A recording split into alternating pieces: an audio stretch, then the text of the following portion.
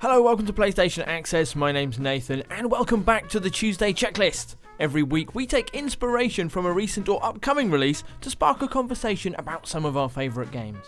With people now taking historical tours through Assassin's Creed Origins thanks to the game's excellent discovery mode, we got to thinking what other games really need the option to turn off the danger in favour of a good old explore. Holly, take it away. So a game that I wish had a discovery mode is Bioshock. I'm actually a huge Bioshock fan. It's up there in like top 5 all-time games ever.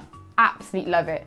But I always wished I could go into Rapture and really just explore it. Maybe even just before the New Year's Eve party really kicks off, so I could even see it in like its real heyday, which they kind of tried to explore with the Bioshock Infinite DLC. But you still couldn't quite because it was obviously still a hostile environment and you couldn't wander around.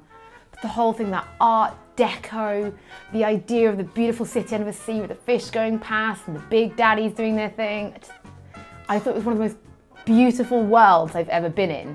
Wasn't the message of Bioshock that whole project was evil? Yeah, but I like that. Right. I like an evil project. Well, yeah, the whole idea is it just wasn't going to work, was it? Because they were obviously trying to make a society that humanity couldn't sustain, because turns out we're all evil people and we can't. They cut loose all the weak people. That was the idea. That doesn't mean it can't have nice architecture though. But it has beautiful architecture, yeah.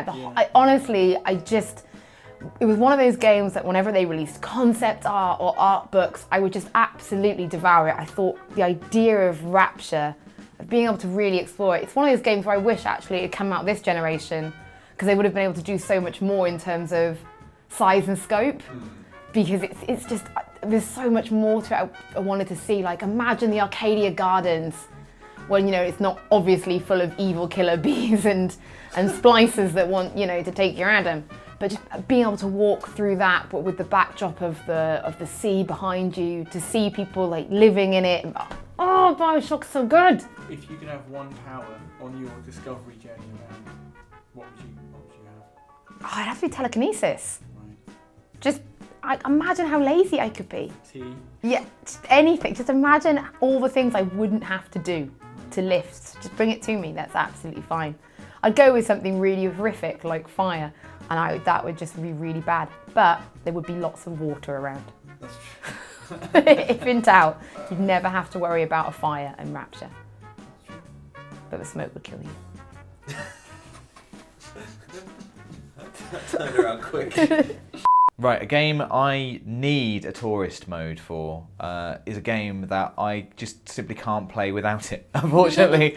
So, I've played the first hour of this game, which is Alien Isolation. And it can't be that hard, can it? It can't be that hard to implement this. Like, it's basically one enemy, the Xenomorph. Just go in the game, you know how they do it. Just go in the back, we just delete any time it says Xenomorph. There you go. Little bit of DLC, drop, boom, we've got ourselves a new game.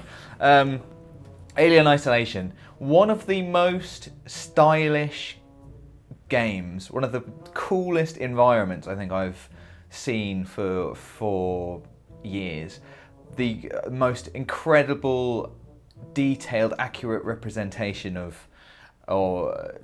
not of the Nostromo, obviously, but of that aesthetic from Alien, from the original Alien movie, like brought to our screens that you can explore, and incredibly, thank God, you do get to explore that world for about an hour before anything particularly bad. I can live with that level of danger. Maybe we can come to some kind of agreement, and the working Joes can stay Working. Maybe, yeah, but the Xenomorph has to go. So Alien Isolation, I love it. It's absolutely just dripping with style. Like, not just the actual world, but the way they present it to you, that kind of like VHS effect that you see everywhere. I still want the motion detector with that cool VHS effect, although it will not be detecting much, obviously. I want to be standing in front of big windows looking out at the spacescape. I want to be just looking at all the readouts, all the little computer readouts, trying to figure out what they mean. The amazing thing is, you don't know half the stuff you're missing out on. Oh no. There's loads of great I'm stuff literally talking about this based on the hour that I've played. It's which reminded me of loads of great stuff. I think it did include maybe half an hour with the xenomorph. So I think I need to be this is pre they find the black box from the Nostromo or whatever. Yeah. That's where I want to be. Everyone's happy. I'm just walking around looking. I've got some sort of tourist visa that lets me walk around. No one bothers me.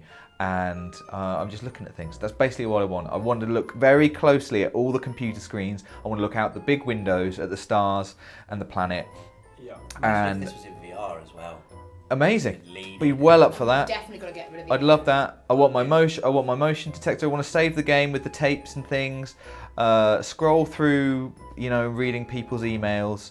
And I want to. I want to push the little bird. Yeah.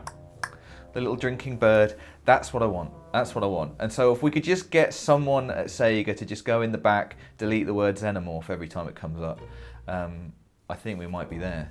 So a game I think could really do with the discovery mode is, I thought I nearly chose GTA, but it's quite discoverable anyway. I nearly did The Witcher, and then like two of you guys swore at me at the same time. So instead, I'm going to choose the original Destiny. Ooh, because why the original?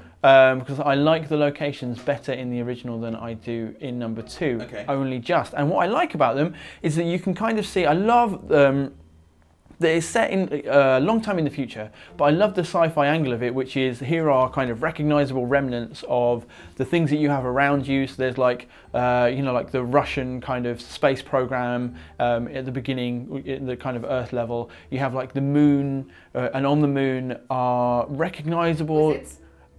There are, yes, Came from the moon. yes, that's where they came Definitely from. But there's like recognizable kind of like NASA style. Like the technology, it doesn't look like Star Trek. Everything's like it's like curved aerodynamic spaceships from the future.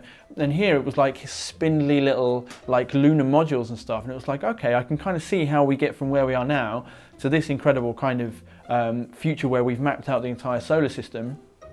And let's be honest, no one really understood what the hell was going on in the first Destiny, so it would be perfect to have a discovery mode which was like, you're at the moon, here's where man first got to the moon, here's all the stuff they did here, Oh, interesting idea. here's where the hive came from, That's cool. and like basically getting the Grimoire cards out of my PC and putting them in the game in like an interesting discovering way.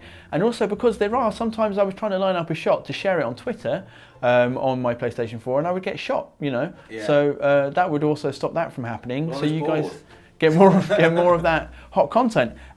Mars as well. I understand that they were like, what do they talk about when you go to Mars? About the universities there, like all the schools on Mars. It was like this hive of learning. I want to know about that. I want to be able to go through there. Maybe they could even suck all the sand, the Mars sand from those buildings, so I could explore them as they would have been in the Golden Age. Right. I like that Destiny is a place, and Destiny 2, like where, grand future of mankind, and then we fell because of the darkness, and you get to see the aftermath. But it would be nice just a little bit, just to have a bit of like, ooh, here's what it would have looked like at the time. I like the idea of like learning about the backstory by doing that. That sounds really cool. I mean, to a certain extent, I do think when someone the reason it's so, those locations are so exciting is because it poses the question of, wow, how did we get here? And look, it's already ruined. What happened? And in a way, we'd be ruining that. But, I've already had that nice thing, so let me spoil it by knowing everything now. I want to spoil it. Yeah, give me what I want. I'd love to see the Golden Age.